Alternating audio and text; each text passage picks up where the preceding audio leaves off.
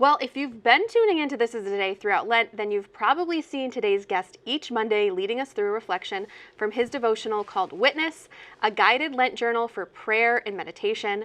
So joining us now is Father Patrick Mary Briscoe, who is a Dominican friar based in Rome. Oh my gosh, you look like you're in Rome. Thank you, Bishop. I've got Santa Sabina up here so I can welcome you all from it properly. Hi, Victoria. How are you? Hello. Good. It's good to chat with you. Before we talk about Lent, though, I just was wondering if you could explain the way of life and charism of a Dominican friar. In 30 seconds or less? I'll give you a minute. Go for it. No. A minute. I get a whole minute. That's fantastic. No, what's so wonderful about being able to do this from Santa Sabina is that this church was given to us by Pope Honorius III. He gave it to St. Dominic when St. Dominic was first founding the order. Because Honorius III, who was Pope then back in 1220, believed in St. Dominic's mission of preaching. That's the charism, the special mission of the order of preachers, to be preachers. So Dominic had this vision of friars who would go around, all around Europe, and would engage people who had fallen away from the faith, and that they would do so. They would be prepared to do so because they would be especially dedicated to study. So that's kind of our gig, right? We study hard in order to preach, in order to bring people back into the life of the church. You also have a good costume. Victoria was asking before we jumped on, Bishop. She was saying, "Now, why don't you have your cape on?" You know, she's a little curious because We like the have cape. a beautiful white habit. We've got our black cape. The black cape is often worn throughout Lent. We wear it during the liturgy, actually, here at Santa Sabina, throughout Lent as a sign of our penance. So it's got that dark color, which has a somber feel, big heavy black cape, which you need because it's cold in churches in Rome at the beginning of Lent, certainly. And all of that gives really the Lenten atmosphere. It puts us in the right mind for the kind of prayers we're saying in Lent. I understand better now, and it is a beautiful habit. Now listen, Jonathan Roumie, who we all know plays the part of Jesus in The Chosen, he wrote the foreword for this book, and in it he says you entered the trenches with him during the filming of The Chosen last summer, in which he portrayed the crucifixion of our Lord Jesus Christ. How did you support him during that time? I don't get it. I still can't believe that he wrote this forward to me. It was so kind of him. It was such a great gift. I was able to be present on set. Jonathan invited a few people to join him in prayer, and I was one of the priests who was able to offer Mass regularly. And I was actually the first priest to offer Mass on the set of The Chosen. So Jonathan knows that the role that he's playing is so important, and he wants to always have the right approach, the right mindset. So he has a priest come in and visit to say Mass as often as he can, ideally every day. And especially those scenes that I was a part of, because they were so significant in the crucifixion. I witnessed Jonathan filming the scene of the scourging and the scenes where he accepted the cross, where he begins the road to Calvary.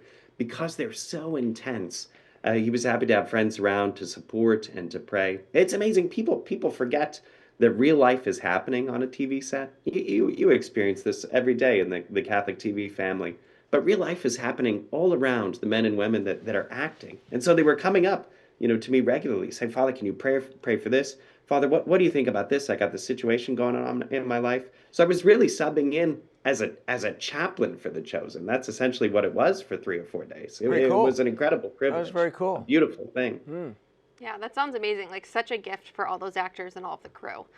And we'll look forward to season 6 of The Chosen. I don't know if there's a date announced yet, but can't wait to see it. So Father Patrick, we've enjoyed playing those Lenten reflections from you each week. This past week was about humility, and I was wondering if you could talk a little bit more to that, about why it's important, especially during Lent, to cultivate humility, but also how can someone discern whether they need to grow in humility? I know that I do. Yes, well, as a humble person myself, I'm very poised for this. No, whenever I bring it up, I have to say, well, this is more theoretical than applied in my own case. But what I see at the heart of humility, is what St. Thomas tells us to see in humility, which is really that humility is not about being overly lowly or overly. Sometimes people get this idea about humility where they just are rejecting themselves, where they're kind of down, and they have a false sense of humility, right? Humility is about seeing things as they actually are, about seeing your real life, about understanding the real place you are in your spiritual journey, and about seeing what the Lord is calling you to. So humility is actually about seeing clearly, right? It's not about that kind of self-abnegation or any kind of pretension. And so what I think is so beautiful about these characters that we're seeing this week in the book is that they all help us to understand what the Lord's call for us in this moment, in this Lent is.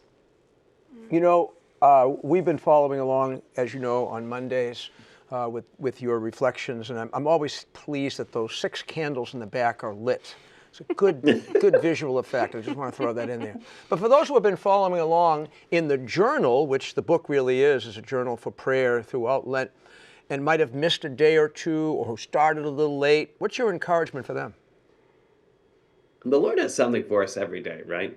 Some people aren't, you know, maybe the book has just been sitting on your desk and you haven't picked it up yet until maybe Holy Week you won't touch it. The Lord has a gift for us every day of Lent. And I think the temptation that all of us have is we think, well, because something won't be perfect, it's not worth my time. And we have to resist that temptation to know that even if anything is worth doing at all, it's worth doing imperfectly, right? That even things that don't measure up to our aspirations are gonna move us forward in the spiritual life, provided we're open to them. So I think sometimes a journal like this can feel like a homework assignment. You say, oh, I have to write down something every day. Oh, I have to think. I have to spend half an hour on every meditation.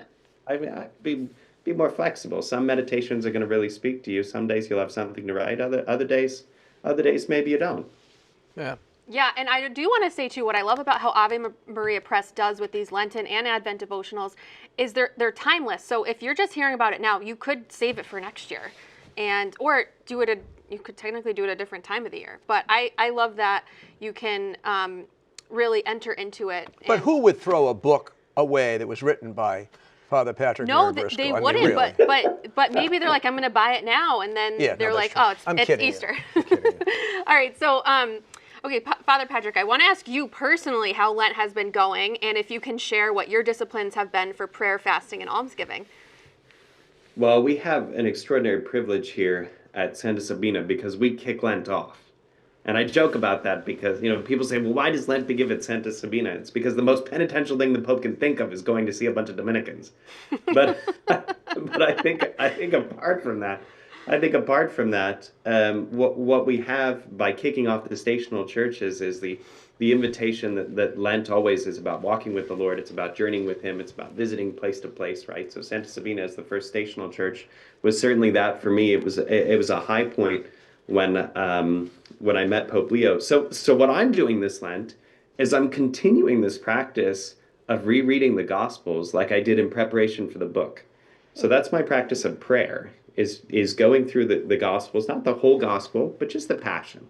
And I've just been cycling through, rereading the Passion, and especially John's account is so beautiful.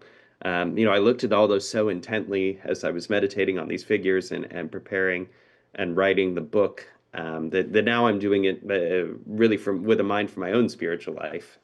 So that's my prayer. For fasting, I've been traveling some too, so I haven't been in Rome all of this Lent. My fasting has principally been not complaining about what I'm getting from place to place. So I wish it were more organized than that. But that's its own particular penance. And almsgiving, I've been preaching about and supporting Christians in the Holy Land. We have our brothers there in Jerusalem at the École Biblique, who are a worthy cause, but also I'm connected to several charities there. And I'm thinking a lot about the friends I have in Bethlehem and in Jerusalem these days, because they were just getting ready to welcome a new wave of pilgrims. Everything was opening up finally after the horrible October 7th attack. Things looked like it was coming back to normal. And now with the new strikes, no one is traveling again. And it's yet another major holy day that our brothers and sisters are going without the typical flood of pilgrims, which means they're encountering a particular suffering. So I'm really thinking of them. Well, keep it going, Father Patrick. We began our Lent with you there at Santa Sabina and Pope Leo. We've been continuing it every Monday with a reflection from Witness, and we really appreciate you sharing this book in a small way with us. How can people get a copy? Friends, you can visit us over at Ave Maria Press on the web, or Amazon.com, or wherever Catholic books are sold. I love that. You get that line down well. Great to see you, Patrick. Blessed second half of Lent, and blessed Holy Week, too. Thank you so much, friends. All right, God bless.